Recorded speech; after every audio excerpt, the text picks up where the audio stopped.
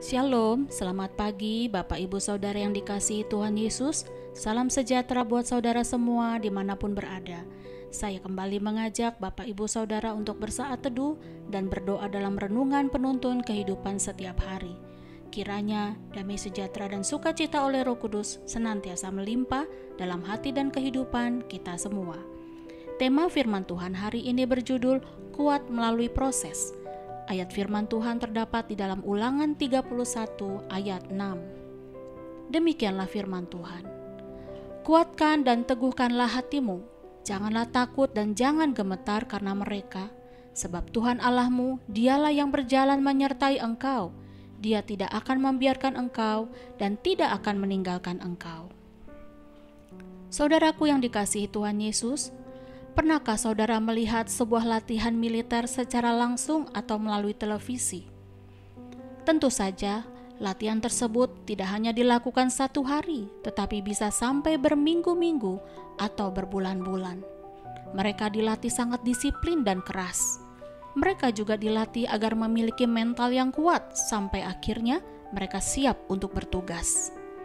Demikian juga seorang olahragawan yang sedang latihan di gym untuk membentuk otot agar kekar dan kuat. Semuanya tetap dilatih secara teratur dan terarah. Perlu juga disiplin dalam hal memilih makanan yang baik untuk menunjang kesehatan dan membangun otot-otot yang kuat. Nah, pagi ini kita akan mempelajari bagaimana Daud dapat menghadapi Goliat dengan sebuah kekuatan. Kita tahu melalui Alkitab, Daud masih kemerah-merahan, artinya dia masih sangat muda, dan ia tidak dididik atau dilatih sebagai prajurit. Sedangkan Goliat memiliki perawakan yang tinggi besar dan kuat. Ia adalah pendekar dari tentara Filistin yang dikenal dengan keberaniannya. Namun Daud sanggup mengalahkan Goliat. Saudaraku, memang Daud tidak mendapatkan pelatihan bagaimana caranya bertarung menghadapi tentara musuh. Tetapi keberhasilan Daud menghadapi Goliat karena ia telah lebih dahulu melalui sebuah proses. Salah satu prosesnya, Daud ini terbiasa menggembalakan domba. Sebagai gembala domba yang jumlahnya tidak sedikit, ia bertanggung jawab penuh untuk memeliharanya dan menjaga dari serangan binatang-binatang buas. Tentunya Daud memerlukan keberanian untuk melawan singa dan beruang yang ingin menerkam dombanya.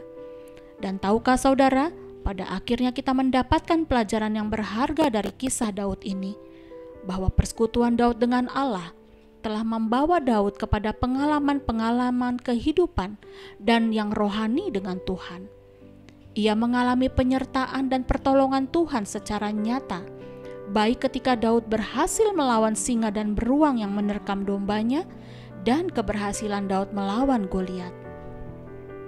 Saudara, ini adalah kunci keberanian Daud, yaitu dalam setiap proses kehidupannya, ia selalu memakai iman. Secara teori, setiap orang Kristen pasti berkata ia memiliki iman. Tetapi secara praktek, apakah iman itu benar-benar kita pakai, saudaraku? Waktu Daud memakai iman, matanya menjadi sanggup melihat kebesaran Allah daripada persoalan-persoalan yang ia hadapi. Ia percaya Allah berjalan menyertainya, sehingga Daud tidak perlu takut. Sekalipun sebagai manusia, Daud pasti punya ketakutan. Jadi, iman itu harus diperbaharui dari hari ke hari dan harus diperkuat dalam persekutuan kita dengan Allah. Bukankah kita seringkali diintimidasi dengan ketakutan-ketakutan yang datangnya dari pikiran kita sendiri, saudara? Ingatlah, ketakutan sering timbul karena kita kehilangan keyakinan. Untuk itu pakailah iman, agar setiap kali melalui proses, kita harus mendapatkan pengalaman rohani dengan Tuhan. Langkah-langkah kecil dari iman kita akan membuat kita semakin kuat dan semakin berani bersama dengan Tuhan menghadapi apapun. Amin. Mari kita berdoa.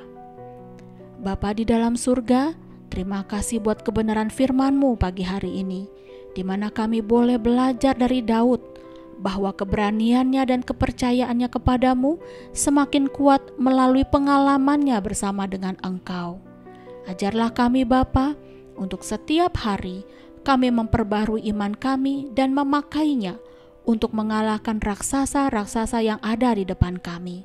Di dalam nama Tuhan Yesus, kami berdoa. Amin.